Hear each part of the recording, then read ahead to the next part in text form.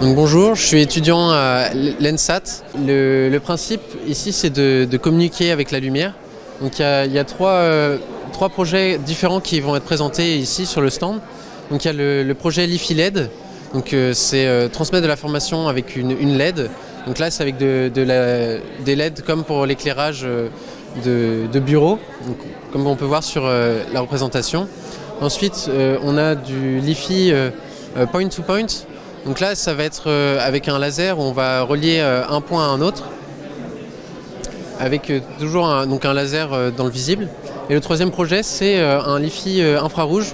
Donc là, le principe, c'est d'utiliser un laser, mais qui émet dans l'infrarouge, donc on ne peut pas le voir à l'œil nu. Donc là, sur le stand, on commence par présenter donc, pour les notions plus basiques donc, du codage comme en Morse avec des lampes de poche. Ensuite, on montre le fonctionnement d'une télécommande infrarouge. Donc c'est le même principe avec le codage de l'information.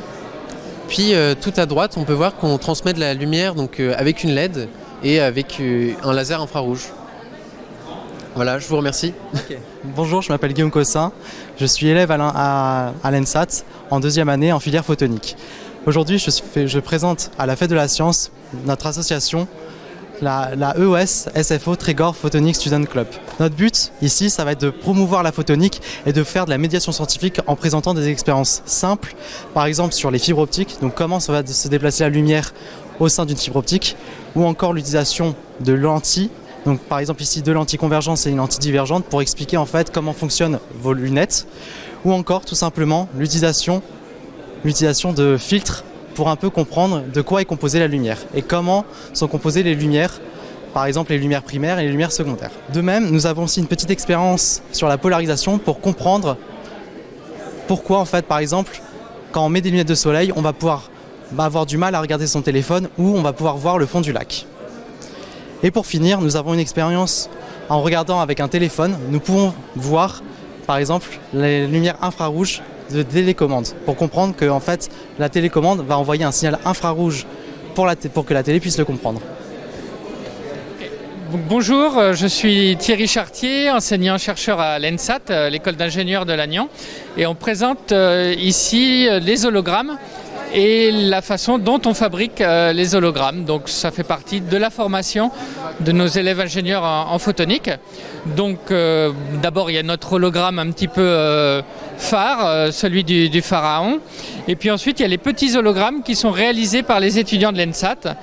Et on montre notamment comment on arrive à réaliser des hologrammes.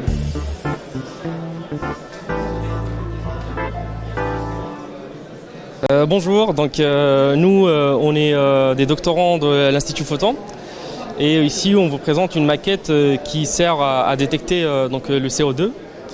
Donc ici en fait on utilise les propriétés de la lumière et particulièrement donc l'absorption.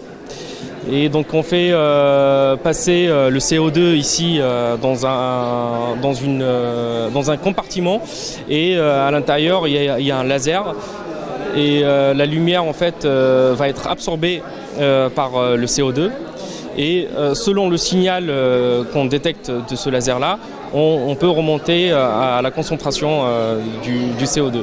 Donc là c'est une maquette qui est assez volumineuse et nous on aimerait bien faire un prototype qui sera beaucoup plus compact en utilisant donc l'optique intégrée, c'est la maquette qui est derrière.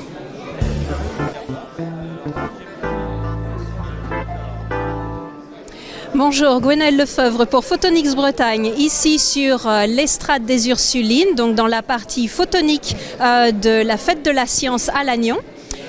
Donc nous à Photonics Bretagne, nous fabriquons nos propres fibres optiques, donc c'est dans la suite de toute l'industrie des télécommunications à Lannion. Mais nous fabriquons des fibres optiques spéciales pour toute une gamme d'applications très différentes, y compris sur des applications que l'on appelle biophotoniques, donc qui cherchent à examiner et à quantifier la santé des plantes dans les champs de culture, la santé des plantes en général, des arbres, etc. Donc voilà, venez nous voir, tout ça c'est chez Photonics Bretagne. Merci. Dans dans cette petite manipulation, dans le but pédagogique, on essaie d'expliquer pour les enfants que comment les schtroumpfs ils peuvent être par exemple bleus, d'une couleur bleue, et donc ceci est un phénomène d'absorption de la couleur de la lumière par les molécules qui se trouvent dans une schtroumpf. Et donc le but c'est de trouver par exemple la concentration de molécules colorantes dans un schtroumpf à base de la lumière. Et donc on fait passer de la lumière dans une solution diluée de schtroumpf. Et à base du spectre de la lumière qu'on peut obtenir, on peut donc déterminer quelle gamme spectrale est absorbée par ce schtroumpf.